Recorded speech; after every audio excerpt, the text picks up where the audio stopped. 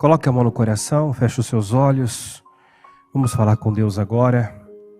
Querido Deus, nesse momento, nós entramos em oração na Tua presença.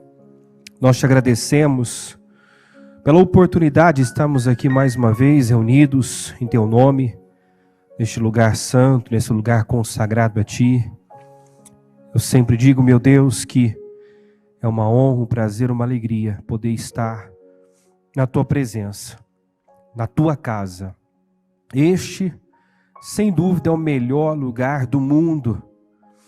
E eu agradeço, meu Deus, pela oportunidade de estar aqui, agradeço por todos que valorizam esta oportunidade, porque nós sabemos que chegará o dia, meu Pai, em que muitos desejarão uma porta aberta como essa, um lugar, meu Deus, como este para adorá-lo, invocá-lo, buscá-lo, ouvi-lo, e não terão. Então, Senhor, nos ajuda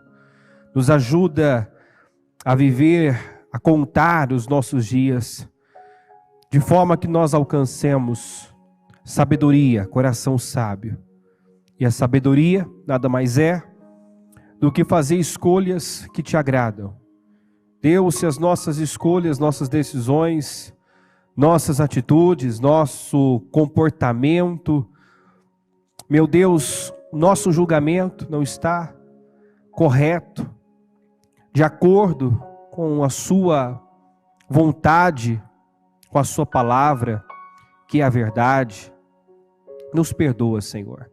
Eu peço perdão por cada pensamento, cada sentimento, cada atitude, e também pela falta de atitude, muitas vezes. Perdoa as nossas negligências, meu Pai, que é quando poderíamos ter feito, deveríamos ter feito, e não fizemos, não agimos, não tomamos a atitude, a decisão que deveríamos tomar. Nos perdoa, Senhor, nos perdoa. Nós apelamos para a misericórdia do Senhor porque entendemos que esta é a razão de nós não sermos consumidos, destruídos. É a misericórdia do Senhor que se renova a cada manhã. Obrigado pela misericórdia do Senhor sobre nós. E peço, meu Deus, a ajuda do Teu Espírito Santo para ver. O Senhor falou conosco nesse domingo sobre batismo de visão. Então, nos batiza com visão. Abre os nossos olhos. Arranca as escamas, arranca a cegueira, arranca o orgulho. Arranca, Senhor, tudo aquilo que nos impede de ver nítido e claramente quem somos, o que devemos fazer, como devemos agir. Senhor, eu oro por clareza, porque clareza é poder. Quanto mais clara é a visão de uma pessoa, meu Deus, mais segurança ela tem. Então eu peço essa clareza, essa revelação, meu Deus, de quem o Senhor é, de quem nós somos, porque nós queremos, meu Deus, a identidade do Senhor.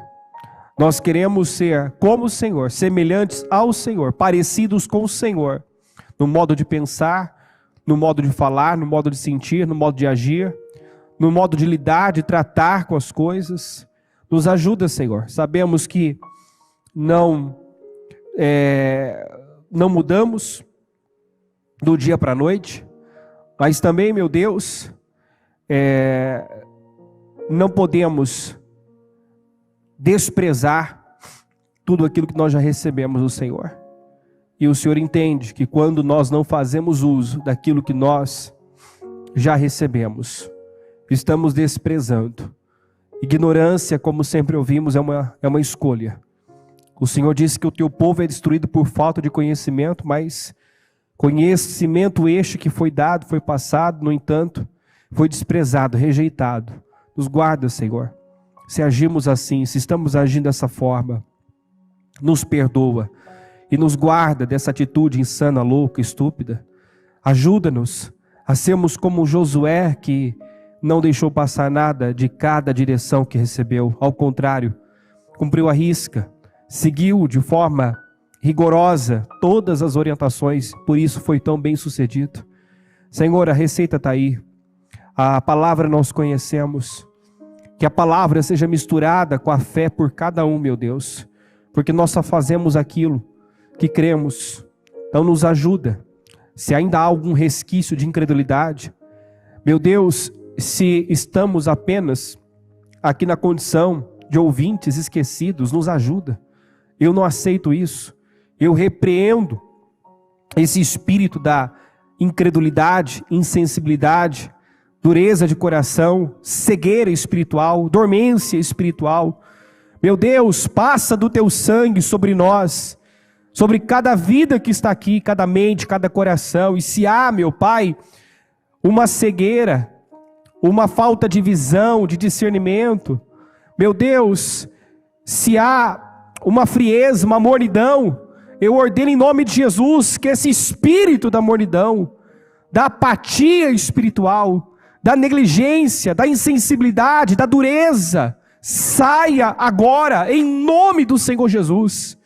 Eu apelo à tua palavra, meu Deus.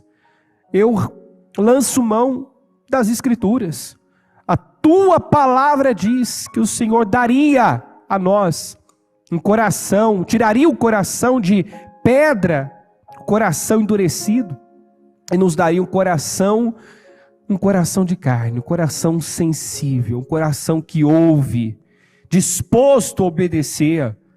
Senhor, eu peço, nos dê esse coração, nos ajuda a sermos pessoas segundo o teu coração, que buscam te agradar, fazer o que é certo, que não estão preocupadas com opiniões, muito menos com a reputação. Nos guarda disso, meu Pai. Sonda-nos, prova-nos, julga-nos, porque o teu julgamento é correto, o nosso não. O Senhor quem julga as intenções, as motivações.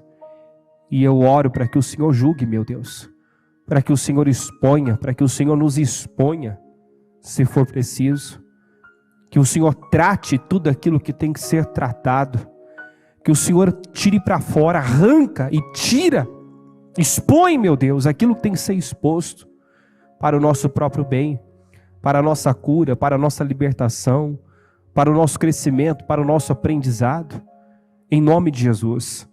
Pai, eu te peço, assuma essa reunião, preciso de graça, de ajuda, preciso do teu Espírito Santo aqui, para levar a tua palavra, para realizar um bom trabalho, para contribuir na vida dessas pessoas, que vieram aqui não por minha causa, não por homens, mas vieram te buscar, meu Deus. Então alimenta a alma, o espírito de cada um, que todos saiam dessa reunião edificados e abençoados, em nome de Jesus. Eu entrego tudo nas tuas mãos agora e tomo posse de uma noite poderosa, em nome de Jesus, amém. Aqui em Provérbios capítulo 15, versículo 3, diz assim: os olhos do Senhor estão em toda parte, Ele observa atentamente os maus e os bons. Vou repetir. Os olhos do Senhor estão, diga, em toda parte. Ele observa, diga, atentamente os maus e os bons. Deus sabe o que pensamos, sentimos, conhece muito bem as nossas intenções, as nossas motivações, sabe o porquê de cada passo, de cada atitude, de cada movimento, de cada palavra que sai da nossa boca, cada atitude que nós temos. O Senhor conhece a origem, a raiz, o porquê. Por que estou agindo da maneira que estou agindo? Por que estou falando da maneira que estou falando? Isso precisa ser considerado atentamente por cada um de nós. Não se engane e não se deixe enganar. De Deus não se zomba, né? E cada um é recompensado de acordo com as suas obras, com as suas atitudes. O Senhor sabe julgar não só cada atitude, cada comportamento, como também cada intenção, cada sentimento, cada motivação. Em Romanos 8, 27, diz: aquele que sonda os corações conhece perfeitamente qual é a intenção do Espírito, porque eu posso estar tendo uma boa atitude aos olhos, mas não com a intenção pura, com a intenção correta, com a intenção sincera. E o Senhor, Ele sonda os corações e conhece perfeitamente a intenção do Espírito. Em Jeremias 17:10, eu, Yahvé, o Senhor, sondo profundamente o coração e examino a mente dos homens. Então, sonda o coração e examina a mente, a fim de entender cada pessoa de acordo com a sua atitude, e aqui fala, como a bispa disse, né, daquela atitude interna, atitude do coração, porque tudo que nós fazemos aqui já aconteceu dentro, né?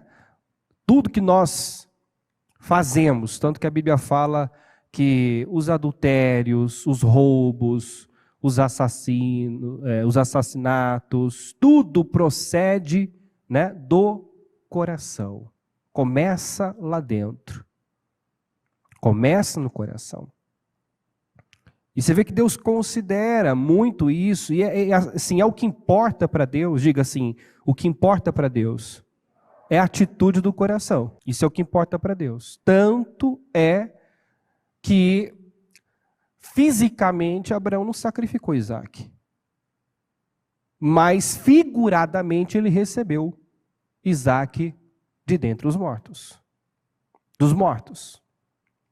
Porque espiritualmente, dentro dele, o sacrifício aconteceu, a entrega aconteceu.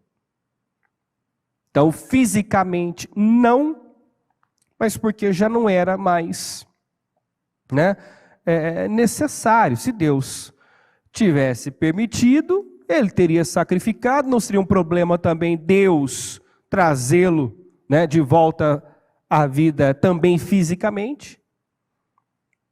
Mas como importa para Deus a atitude do coração, quando Deus viu que Abraão estava, né, decidido, bem, né, resolvido quanto ao pedido de Deus, né, que ele iria até o fim, né, o Senhor o interrompeu e não permitiu que ele avançasse, porque já havia recebido aquela oferta. Então, a atitude do coração é a atitude que importa, né? Então ele sonda profundamente o coração, examina a mente, a fim de entender cada pessoa de acordo com a sua atitude, conforme as suas obras. Então as nossas obras, né, refletem, assim como as nossas palavras refletem o que está dentro. Mas também é possível, por um tempo, não por todo o tempo, e aonde nós vemos Deus trabalhando essa libertação da dependência de imagem, porque por um tempo você consegue camuflar com boas obras as intenções do seu coração. Você consegue esconder uma má intenção com uma boa atitude. Só que olha o peso dessa palavra. O Senhor está dizendo aqui, ó, eu, Yahvé, o Senhor, sondo profundamente o coração e examino a mente. Eu vou fundo. É como se Deus dissesse, ó, eu não me contento com o que eu vejo aqui fora. Porque isso é fato. Todos nós somos muito mais do que as pessoas podem ver. Aqui dentro, no homem interior, acontece muita coisa.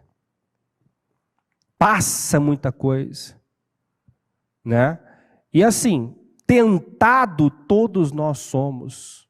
Setas, pensamentos e sentimentos vêm. Nós não temos controle sobre o que chega, os pensamentos, os sentimentos. Mas nós podemos decidir ficar com aquilo que sabemos que é certo. Confiar em Deus e não em nós. O problema de muita gente está aí, né? Nós somos autossuficientes na suficiência de Cristo. Nós podemos tudo em Cristo. Mas por si mesmo, né, confiando em si mesmo, você é limitado, você pode se equivocar terrivelmente. Você pode acreditar que está certo e estando errado. E é por isso que a Bíblia fala, aquele que julga estar em pé, né, nós temos que aprender uma coisa: aprenda a se dar, né, a dar a si mesmo o benefício da dúvida. Bispo, a dúvida tem um benefício, ela pode ajudar a enxergar verdades. Quando eu digo o benefício da dúvida, se permita ser questionado. Se permita, porque a própria Bíblia diz: de que se queixa o homem? Queixe-se dos seus próprios pecados. Quer dizer, queixe-se de si mesmo. Não é incomum. O mundo está cheio de gente egoísta, vitimista, que acredita que tudo gira em torno dele, que acredita que o que falam, o que fazem é para atingi-lo. Eu já vivi momentos em que cedi a essa mentalidade, esse espírito egoísta de achar que o que estava sendo dito, falado, tinha a ver comigo. E é uma situação, é uma condição tão desgraçada, tão miserável, né? A pessoa se coloca no centro, você não é o centro. Deus, Jesus é o centro. Ele tem que estar no centro da sua vida, né? Então, quando você se dá o benefício da dúvida, você para refletir, para se questionar, isso te ajuda a ter uma clareza. Eu gosto dessa oração que o salmista fez aqui, ó. Antes, deixa eu ler Provérbios 21, 2, que diz assim, ó: todo o caminho do homem, por que é importante você se dar o benefício da dúvida?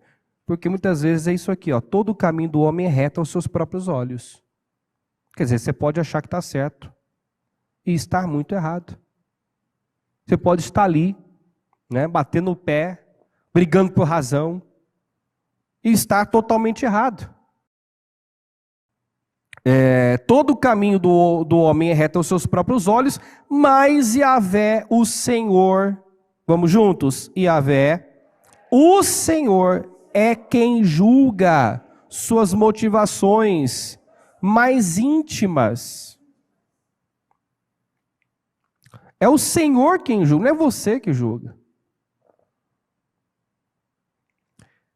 Todo o caminho do homem é reto aos seus próprios olhos. Quando você bota na cabeça que você está certo, você pode insistir numa direção errada e quem perde com isso é você. Você pode manter um padrão porque é aquilo que você conhece, aquilo que você viveu uma vida toda, né? Se acostumou a ver, fazer daquela maneira. E muitas vezes está lá, como um padrão, como algo que para você é o certo. Só que a verdade não é o que nós pensamos, o que nós sentimos, A vontade de Deus não é muitas vezes o que nós queremos. E se nós não tivermos essa humildade para nos rendermos, para nos submetermos, podemos fazer o que muita gente faz, né? Coloca Deus onde Deus não está. Quando quer muito uma coisa, afirma que aquilo é a vontade de Deus, que Deus está naquilo, muitas vezes não está. E quem perde com isso é a pessoa. Deus não perde, Deus continua sendo Deus. Se eu me render a Ele ou não, se eu me submeter a Ele ou não, mas as coisas mudam muito para cada um de nós, se nós nos rendermos a Ele ou não. Então, quem julga suas motivações mais íntimas é o Senhor. Não é incomum pessoas chegarem e dizer, não, Deus sabe meu coração. Ele sabe mesmo. Não, Deus sabe da minha intenção. Ele sabe mesmo. Será que você sabe? Será que eu sei? Será que eu me dei a oportunidade de avaliar, analisar o que realmente, né, está por trás daquela atitude, daquele comportamento, daquela maneira de agir, de proceder numa situação, né? Olha a oração que o salmista faz: sonda-me, ó Deus, e conhece o meu coração, prova-me e conhece os meus pensamentos. O que ele estava pedindo aqui? Senhor, me examina, me prova, traz para fora. Né? Talvez eu não esteja vendo quem eu sou. Talvez eu tenha um conceito elevado, equivocado. Alguns têm um conceito, né, bem se nivela por baixo, se deprecia, se olha como alguém inferior. Outros já têm um conceito elevado demais, acha que sabe tudo, que é melhor que os outros, e normalmente essas pessoas não são pessoas vitoriosas, porque são autossuficientes. E são coisas assim que não é fácil chegar e dizer, não, eu sou autossuficiente.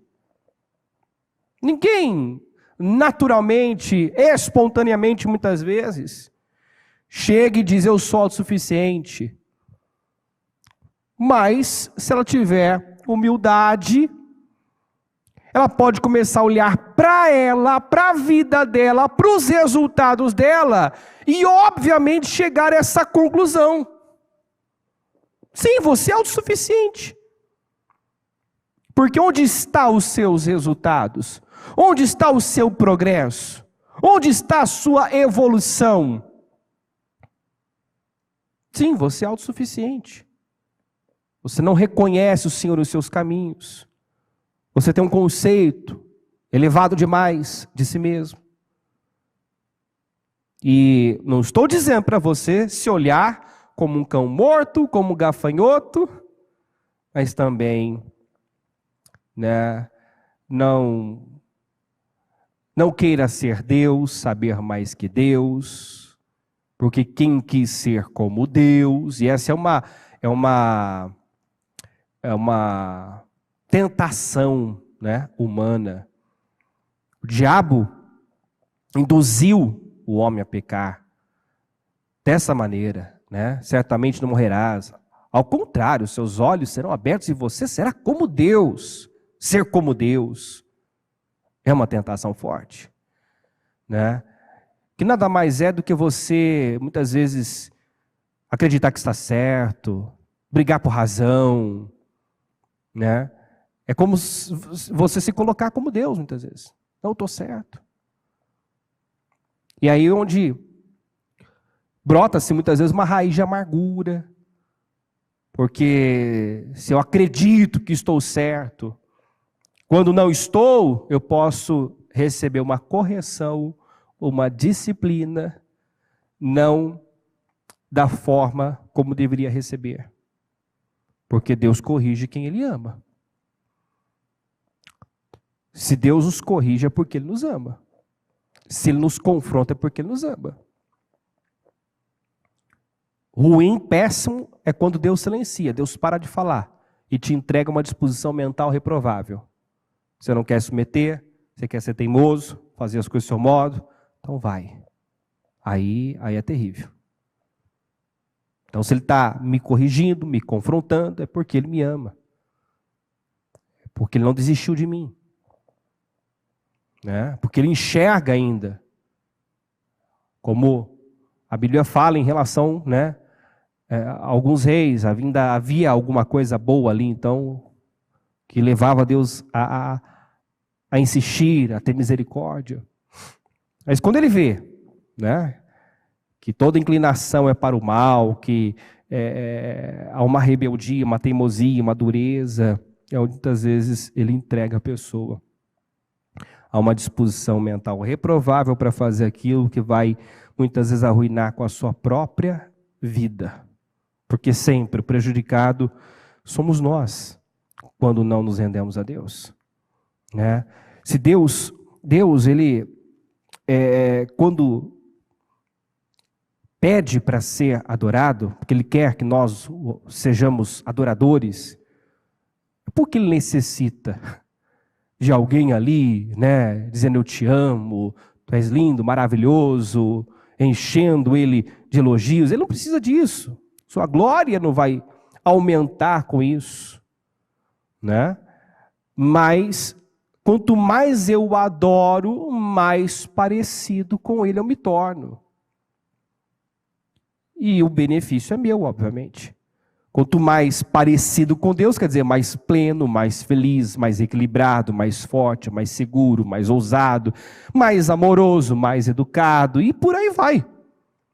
Quanto mais parecido com Deus, né, melhores nos tornaremos em tudo.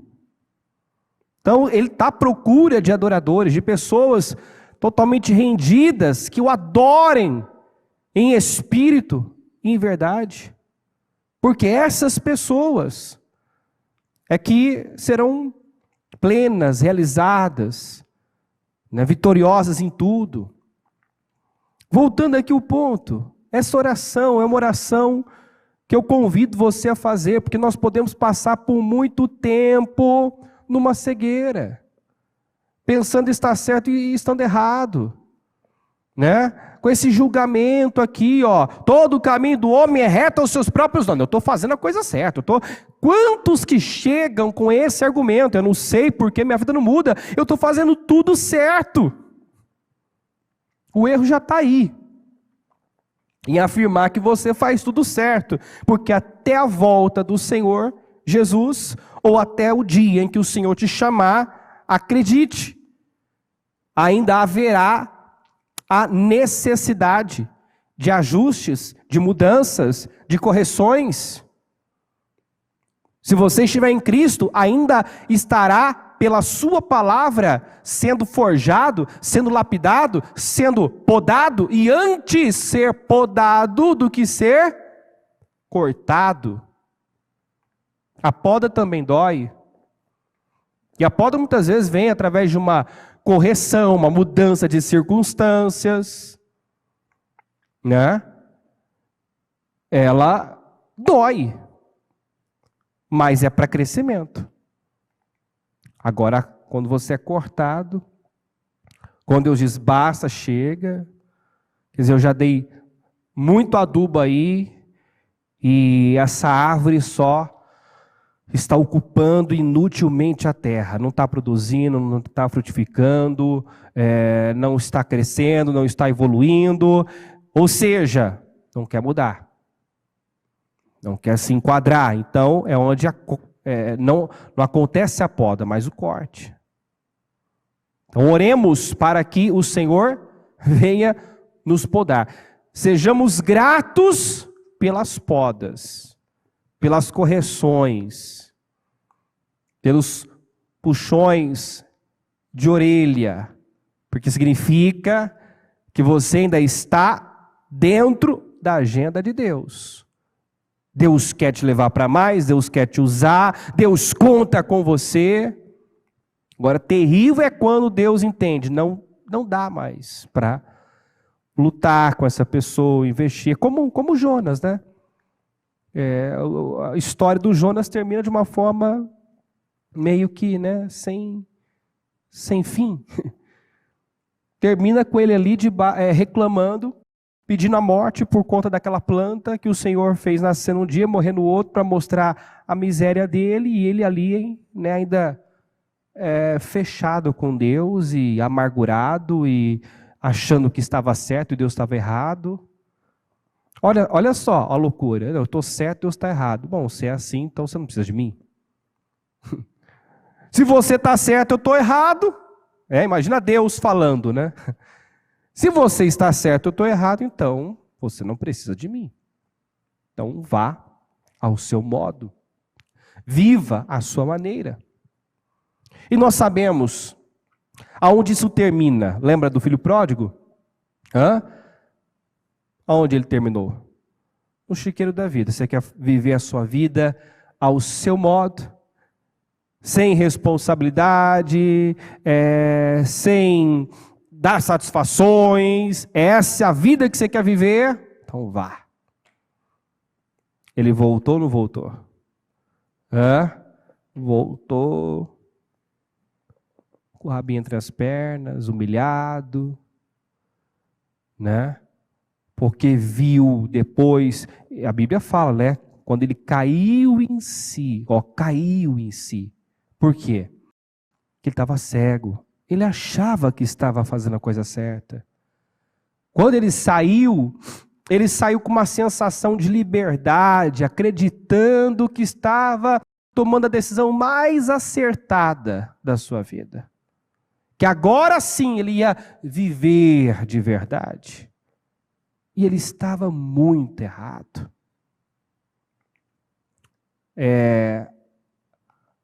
A vida, a frustração mostrou isso para ele. A frustração. Infelizmente, muita coisa a gente só aprende errando, né? Só aprende passando, cometendo os erros muitas vezes. Mas a Bíblia, ela está cheia de exemplos de pessoas que fizeram excelentes escolhas e também de pessoas que estragaram com a sua vida, que alteraram o seu destino negativamente com as escolhas, com as decisões que tomaram. E eu não peguei, mas lá em Coríntios 10, se não me engano, diz que todos esses exemplos estão aí para nós. Foram registrados para nós. Tudo isso foi registrado, esses exemplos, as histórias, foram registradas como exemplo para nós, para que nós não pequemos, não cobicemos coisas más como alguns deles fizeram, que foram mortos. Não sejamos idólatras, não sejamos imorais, como alguns deles foram, e atraíram morte, destruição para a sua vida. Então, nós já sabemos aonde cada atitude, cada decisão, cada comportamento vai levar. Nós já sabemos. Então, nós podemos aprender com os exemplos, e não necessariamente, com as nossas experiências amargas muitas vezes. Essas coisas aconteceram a eles como exemplos e foram escritas como advertência para nós sobre quem tem chegado o fim dos tempos. Depois leia o capítulo todo. E aí está o versículo que eu já citei. Aquele que julga está firme, cuide para que não caia. Ore a Deus. Faça essa oração. Senhor, me ajuda a aprender, com essa imensa, essa nuvem tão grande de testemunhas nas Escrituras e fora delas, que o que não falta também são testemunhos, tanto de gente que, por fazer escolhas corretas, estão vivendo uma vida que muitos nunca sonharam viver, e outros que, por terem sido negligentes, estão pagando preços altíssimos, colhendo aí situações, consequências, Por quê? Porque acreditaram naquela mentira. Comigo é diferente, certamente não morrerás. Comigo vai ser diferente. Eu tenho o controle. Não é bem assim. E é exatamente assim. A palavra se cumpre. Ele contempla, ele observa atentamente os bons e os maus. Por quê? Porque a cada um ele dá a paga que merece. A recompensa que merece. Nós somos recompensados de acordo com as nossas obras. E não só com as obras que as pessoas podem ver.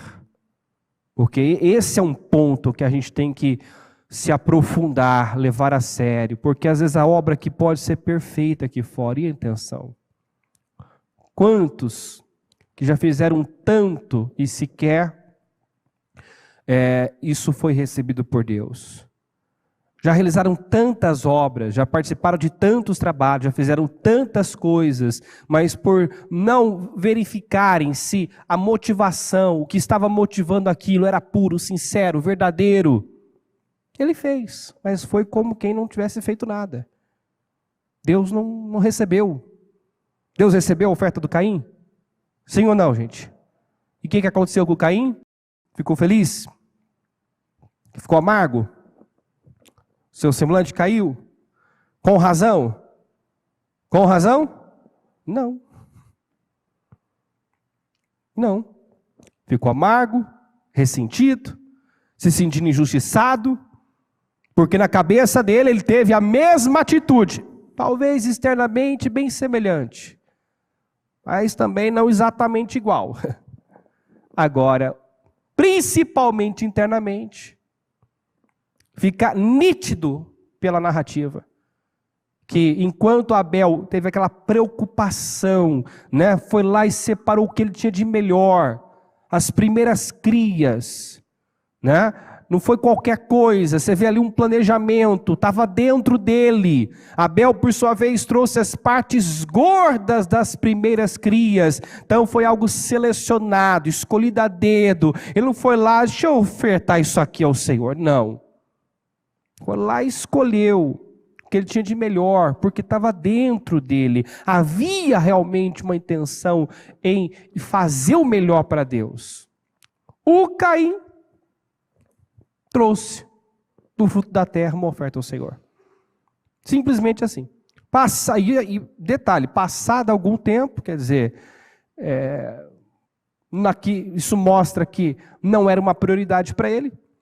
Depois de algum tempo, passado algum tempo, ele foi lá e ofereceu, trouxe do fruto da terra uma oferta ao Senhor. Ou seja, pegou lá qualquer coisa, talvez com a motivação de fazer porque o irmão estava fazendo, e isso não funciona. A verdade é assim, que praticamente, não vou dizer 100%, mas é difícil encontrar alguém. Eu, particularmente, nunca encontrei alguém que tenha se voltado para Deus por Deus. Sempre foi por uma dor, por um problema, por uma necessidade, por um sonho, por um desejo, por algo que ela queria muito. Sempre foi por um interesse. Isso é um problema? Não. Você se voltar para Ele por conta de um problema, muitas vezes o próprio Deus está usando aquilo. O próprio Deus está permitindo aquilo, está usando aquilo para te atrair. Então não é um problema. Agora, permanecermos nele com as mesmas intenções, permanecermos nele, não por ele, mas por aquilo que ele pode fazer, isso fará de mim uma pessoa instável, inconstante.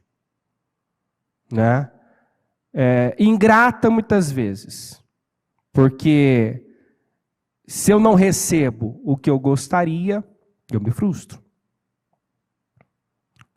Se eu vejo alguém tendo o resultado que eu gostaria, eu me frustro, eu me sinto injustiçado,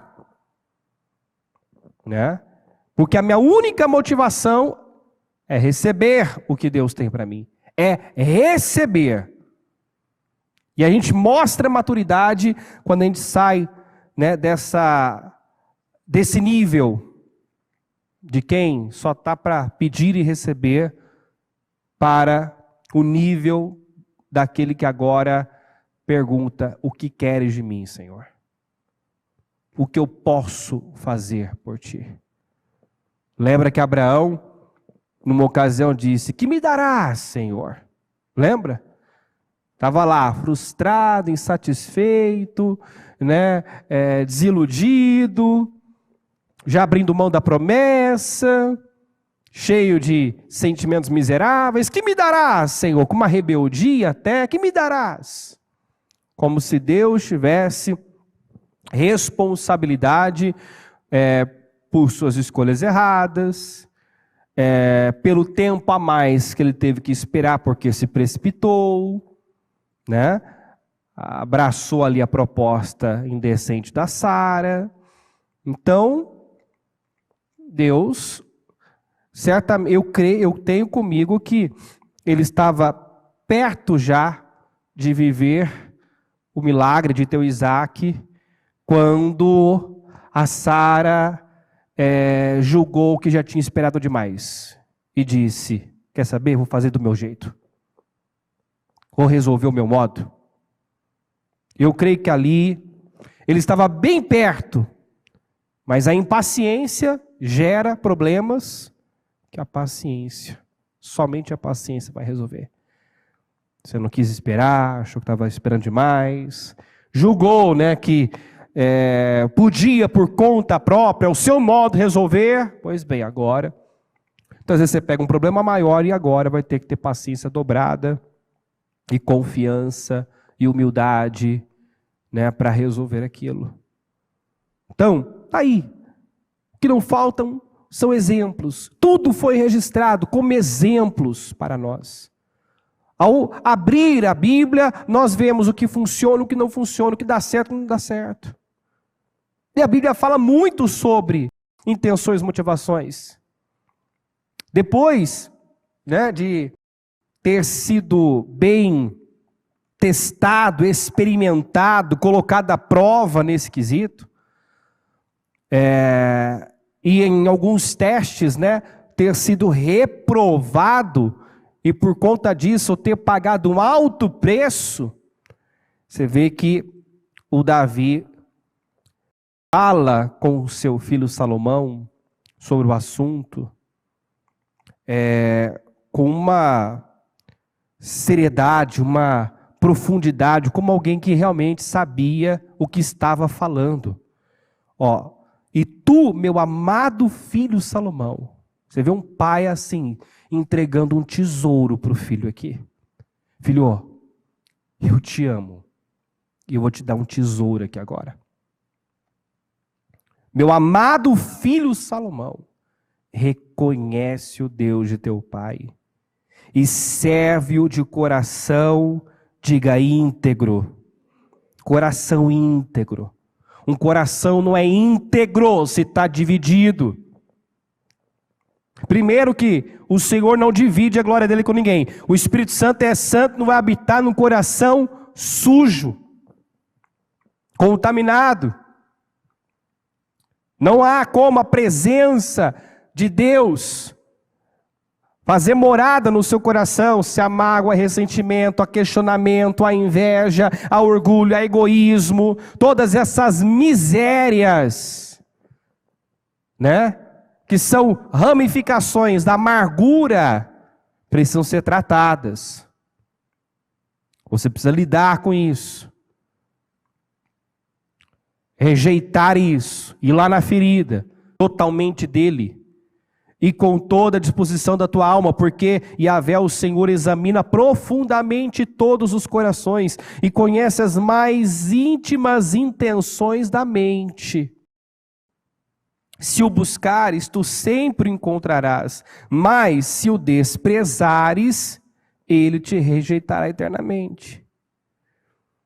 E aí nós precisamos, né, de um pouquinho aí de clareza, de entendimento, né, não precisa ser tão profundo para entender isso, mas rejeitar. Como é que eu rejeito Deus? Rejeitando a palavra. né? Às vezes a pessoa, não, eu busco a Deus, né? Eu sirvo a Deus. Não, jamais vou rejeitar o Senhor. E às vezes não percebe que está rejeitando o tempo todo. Porque se eu estou indo contra uma direção que eu recebi, eu estou indo contra Deus. Estou rejeitando a Deus. Eu sirvo a Deus, eu busco a Deus. Não, observa. Quem dirige a sua vida? É Deus, é a palavra? Ou é um sentimento? Uma vontade, um desejo? O Senhor é o Senhor da minha vida. O Senhor diz, não me chamem de Senhor, Senhor. Que adianta me chamar de Senhor, Senhor, não fazer o que eu digo. Não viver conforme a minha palavra. Então não dá para desassociar Deus da sua palavra. Se eu sei o que a palavra diz e não a pratico, eu estou sendo negligente, eu estou desprezando Deus. E o Davi disse aqui, com certeza se baseando nas suas próprias experiências. Ele viu o preço, ele sabia muito bem do preço que ele pagou por ter ido contra a sua consciência, contra o Espírito Santo. Você acha que o Espírito Santo não alertou ele? Ele teve todas as informações sobre Betseba. Todas. Que era casada, mulher de seu soldado, estava no período fértil. Quer dizer, tinha tudo para engravidar. Então, tudo que ele precisava para, assim, ter convicção de que aquilo não era para ele, de que Deus não seria favorável àquele relacionamento, ele teve. Então, ele foi contra a consciência, contra Deus, foi contra tudo. Depois, ainda, manipulou ali a situação para encobrir o seu erro, para esconder o seu erro, colocando Urias na posição, na linha de frente do exército, deixando ele mais vulnerável. Enfim, ele conseguiu, ao primeiro momento, esconder. Mas, de repente, chega o profeta, dizendo, você matou Urias. Você matou Urias. Você matou. Não, o Davi, mas uma coisa é importante dizer, destacar no Davi. E a bispa falou isso. Acho que no domingo ela falou isso. O nível de consciência dele. Ele sabia. Você vê que ele não argumentou, ele não... Como assim eu matei? Não, ele tinha uma consciência. Quando ele foi confrontado, ele viu que não tinha como escapar. Ele reconheceu o erro, pagou o preço que tinha que pagar. Você vê ele muitas vezes vivendo colheitas ali, como, por exemplo, aquele ataque do Simei, onde acho que o comandante dele pediu permissão para matar aquele sujeito que estava desrespeitando, ele não toca nele, Deus permitiu. Ele entendeu, ele tinha discernimento, é colheita, isso é colheita do que eu plantei, da minha negligência. Adianta eu agora aqui brigar por razão, é colheita do que eu plantei. Então, esse nível de consciência é muito importante. Nós temos que pedir a Deus. Porque às vezes ficamos aí, eu não sei porquê, tratando muitas vezes a vida como injusta, Deus como injusto. E Deus é justo. Deus não é parcial. Deus não age com favoritismo. Não pense que para uns é mais fácil, para outros é mais difícil, porque isso é demoníaco. Se ele está vencendo, é porque ele tem vantagem. Isso é miserável. Isso revela um vitimismo doentio. Não aceite isso. Se recuse a pensar dessa forma. Voltando aqui ao texto, o Senhor examina profundamente todos os corações e conhece as mais íntimas intenções da mente. Se o buscares tu sempre o encontrarás, mas se o desprezares, ele te rejeitará eternamente. Foi um tesouro que Davi deu ao seu filho Salomão. A melhor herança que ele podia deixar para o seu filho foi esse temor, essa profundidade do relacionamento com Deus. Olha, meu filho, Deus não olha para aparência, Deus não se surpreende com imagem, né? Ninguém convence Deus fácil, não, filho. Sirva a Deus, né, de coração íntegro, seja inteiro, porque Ele vai fundo. Ele pode estar vendo aqui algo perfeito, lindo, maravilhoso, mas Ele vai mais fundo. E se o que Ele enxergar no seu íntimo não for verdadeiro, não for sincero, esquece. Você não vai ter a aprovação de Deus para a sua vida. Não haverá recompensa dessas boas obras sem uma atitude interna correta. Então, levemos isso a sério. Lucas 6,45 diz assim: uma pessoa boa produz do bom tesouro do seu coração bem, assim como a pessoa má produz toda sorte de coisas ruins a partir do mal que está no seu íntimo. Por isso que o salmista diz: vê se há em mim, Senhor, algum caminho mau, vê se há em mim alguma maldade, porque se tem uma maldade, alguma malícia, algum sentimento miserável, isso vai, eu posso, as minhas boas obras por um tempo, pode camuflar, esconder as intenções, as motivações do meu coração, mas não por todo o tempo. Ninguém consegue ser um personagem a vida toda. Em algum momento, o próprio Deus vai se incumbir e vai permitir situações até para nos libertar. Né? Isso é amor de Deus. Porque viver de imagem, dependente de imagem, é uma escravidão. É uma terrível escravidão. A pessoa, né, se escraviza. Então, coisas boas e ruins são tiradas de dentro. Ó. Assim a pessoa má produz toda sorte de coisas ruins a partir do mal que está no seu íntimo, pois a boca fala do que está repleto o coração. Quer dizer, sempre vai sair com palavras, com atitudes, com reações.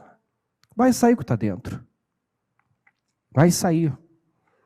E olha, Deus está o tempo todo nos observando, como nós lemos no início, né? Ele observa atentamente cada atitude, cada comportamento, né? Ele contempla os bons e os maus, nada passa despercebido, Ele nos observa, cada detalhe, Ele está atento. E é por isso que nós temos que entender o assunto de domingo mesmo. Viva para a glória de Deus. Seja de fato um adorador. Né? Viva para a glória do Senhor. Quer comais, quer bebais, o que você for fazer, tenha em mente que você deve fazer aquilo, olhando para Deus, para agradar a Deus, da melhor maneira possível, como se estivesse fazendo para Deus, porque tudo é para Ele. Né? Eu trabalho para a glória de Deus, eu honro minha esposa, honro meu marido para a glória de Deus, eu honro os meus pais para a glória de Deus, eu cuido dos meus filhos para a glória de Deus. Né? E assim, tudo, eu faço uma comida, eu não faço, então eu estou dando um exemplo que não é meu, tá? Eu não faço. Né? Você faz uma comida para a glória de Deus, entendeu? Eu posso falar que eu passo uma roupa, isso eu sou capaz de fazer. Então, vou fazer para a glória de Deus. E como eu faço assim? Eu estou lá passando a roupa e cantando e dando glória a Deus? Não. É fazer com excelência, né? Fazer sem reclamar. A Bíblia fala: fazei todas as coisas sem murmurações. Tudo que eu faço murmurando, eu não estou fazendo para a glória de Deus. Então, por isso que a Bíblia fala: não com tristeza ou por necessidade. Deus não quer nada da sua parte, nada da minha parte, sabe, forçado, por necessidade, por obrigação.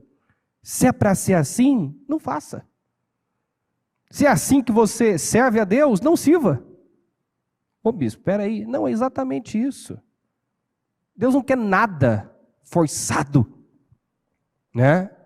Ele não está aqui implorando, ele não implora, por amor de mim mesmo, me sirva, me adore, tema a mim. Não, ao contrário, ele te deixa livre, ele diz, esse é o caminho da vida, da bênção, esse é o da morte, da maldição, escolhe, a vida é sua.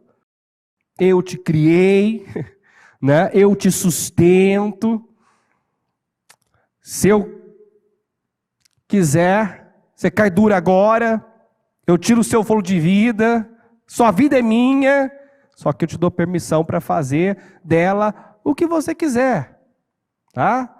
Você não é nada sem mim, mas se você acha que é, então, tudo bem. Deus não quer nada forçado, nada obrigado.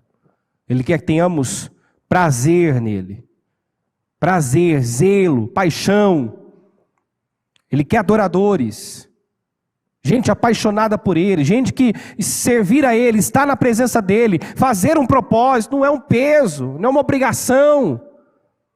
E abre o leque, seja lá o que for que você for fazer, no reino, na obra, em casa, não faça de qualquer maneira, no trabalho, não faça reclamando, porque vai ser uma obra morta. Um tempo perdido, uma obra infrutífera, você não vai ter resultado disso.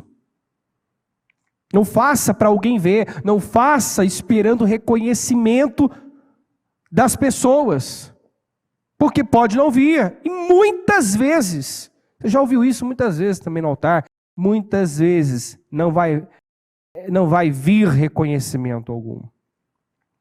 Para quê? Para justamente você tratar essa carência, né? Focalizar o alvo certo, porque enquanto eu faço esperando um reconhecimento, fica provado que eu não estou fazendo para Deus, estou fazendo para o homem, e assim, tem muita gente amarga por conta disso, porque diz que faz para Deus, mas está fazendo para o homem. Né? Tudo que faz não é para Deus. Se faz algo para o cônjuge, não é para Deus. Mas não é para o cônjuge como se fosse para Deus, esperando de Deus. E aí não tem frustração. Mas aí faz para o cônjuge, faz para o filho, faz para o pai, espera do mesmo o retorno e se frustra.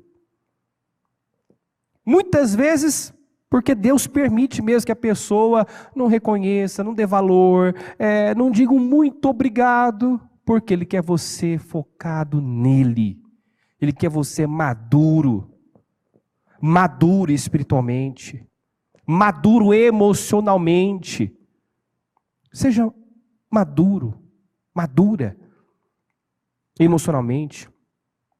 Não seja do tipo que se ofende com facilidade, que tudo afeta, pessoas afetam, circunstâncias afetam.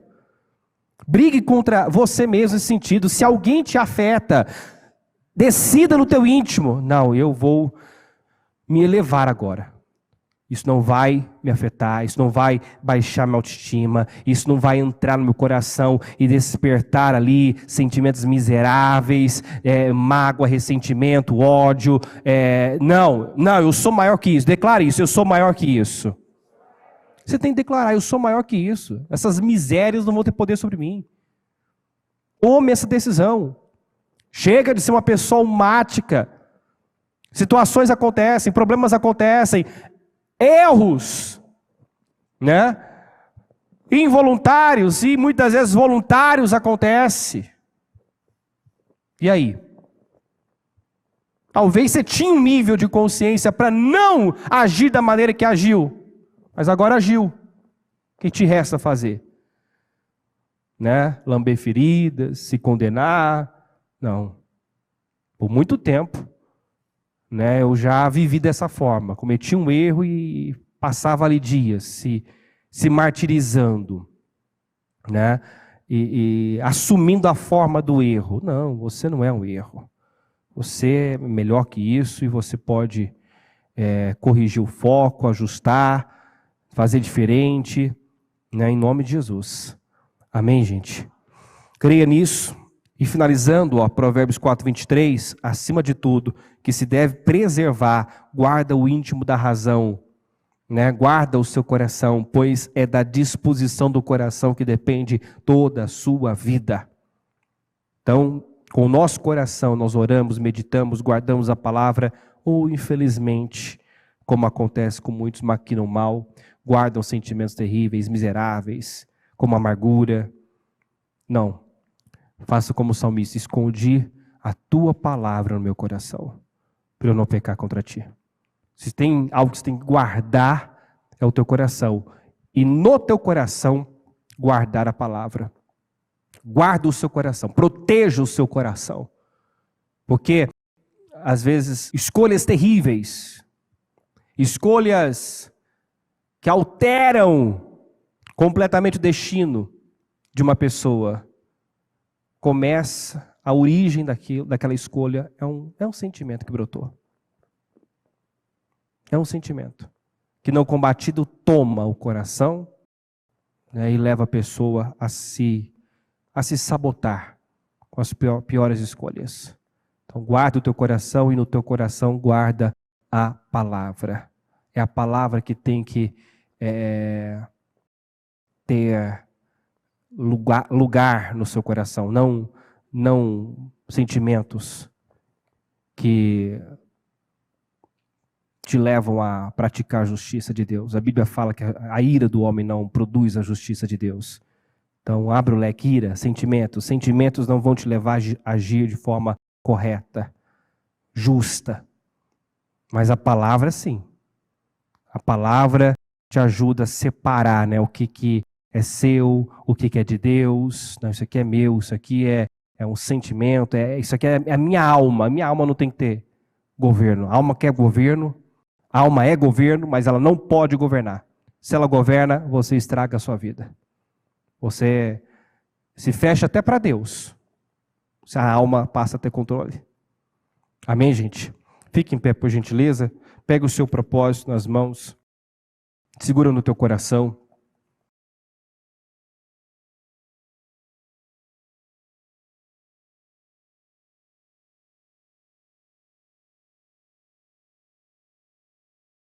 Os olhos do Senhor estão em toda parte.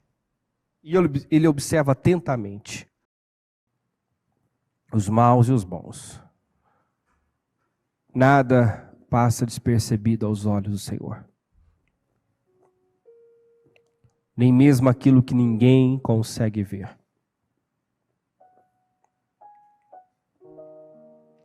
O que ninguém consegue ver, Ele está vendo.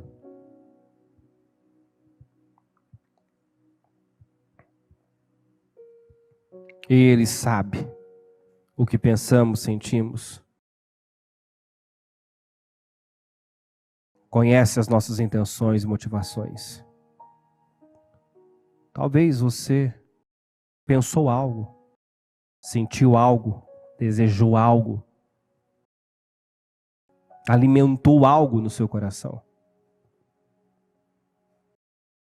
E você tem consciência que isso não agradou a Deus, se arrependa. Mas eu não fiz nada. Arrependa-se desse sentimento, arrependa-se desse pensamento, arrependa-se dessas intenções.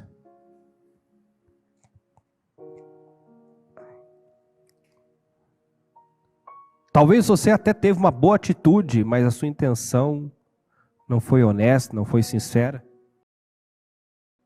Arrependa-se dessa intenção. Porque, como diz, de boas intenções, né? O inferno está cheio. Às vezes a pessoa diz, eu não tive a intenção, minha intenção não foi essa.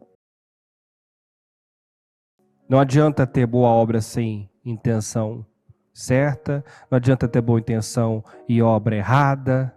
Uma coisa tem que casar com a outra.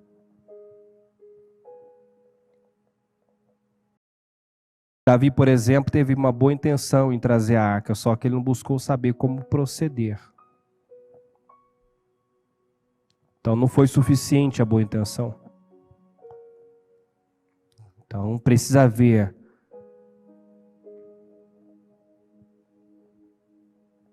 primeiro, eu diria, a intenção certa, que é o que mais conta, mais pesa para Deus, mas também tem que haver a atitude certa, a obra certa. Ele observa as duas coisas, a intenção, né, a atitude. Então aqui, ó, eu, Yahvé, o Senhor, sondo profundamente o coração e examino a mente dos homens, a fim de entender cada pessoa de acordo com a sua atitude, conforme as suas obras. Então, ele está atento à atitude do coração e às obras. Ore a Deus. Confesse a Deus. Arrependa-se das obras ou das intenções que não foram corretas, que você tem consciência. Analisa aí, talvez a intenção foi boa, a obra não foi. Talvez a obra foi, mas a intenção não foi. E a palavra de Deus, ela nos torna aptos para julgar tudo. Nossas obras, nossas atitudes, nossos sentimentos, nossas motivações. Ela nos dá essa capacidade. Senhor Jesus, eu oro nesse momento, pedindo que o Senhor fale aquilo que talvez eu não soube, não pude falar e expressar com a devida clareza. Traz, meu Deus, revelação, entendimento. Eu oro por esse batismo de visão, meu Pai. Eu oro por esse batismo de visão, eu oro por clareza, eu oro por discernimento. Eu oro, meu Deus, para que o Senhor levante aqui, nos levante, faça essa oração por mim. Eu oro para que nós sejamos um povo honesto com o Senhor, com a gente mesmo, com as pessoas, sinceros, verdadeiros. E se há, meu Pai, mentira, engano, maldade, malícia, inveja, seja lá o que for, que muitas vezes nos recusamos a acreditar, negamos que há, se há, meu Pai, expõe. Sabemos que tudo que vem à luz perde força. Então, se há misérias dentro de nós, traz para fora. Traz, eu faço a oração que o salmista fez. Prova, Senhor. Nos prova, sonda-me, ó Deus. E conhece o meu coração. Prova-me e conhece os meus pensamentos. Ele estava pedindo por clareza, porque talvez ele não estava se vendo claramente. Então, vê se há em nós, meu Pai, algo que não te agrada, que te ofende. Talvez, meu Deus, muitos cresceram numa cultura, num sistema, e não percebe, falta uma consciência. E eu peço por essa consciência, do certo, à luz da palavra, aos teus olhos. Nos guarda, meu Pai, de viver dessa forma, acreditando que estamos certos aos nossos próprios olhos. Não, meu Deus, eu não quero estar certo aos meus próprios olhos. Eu quero que você faça essa oração agora e diga: Senhor, eu não quero estar certo aos meus próprios olhos, porque eu não posso me justificar. Você não pode se justificar. Ore a Deus agora, diga: Senhor, eu quero estar certo aos teus olhos, eu quero achar graça aos teus olhos, eu não quero estar certo aos meus próprios olhos. Então, Senhor, expõe as minhas misérias, mostra-me para mim mesmo, Senhor. Me mostra quem eu sou, me mostra quem eu sou de verdade, o que há errado em mim. Ajuda-me. Espírito Santo, eu peço, faça uma grande obra aqui, muda corações. Eu sei que quando nós oramos, meu Deus, para que o Senhor nos dê o coração certo, o Senhor nos dará, meu Pai, oportunidades de treinar, de trabalhar esse coração. Nada acontece do nada.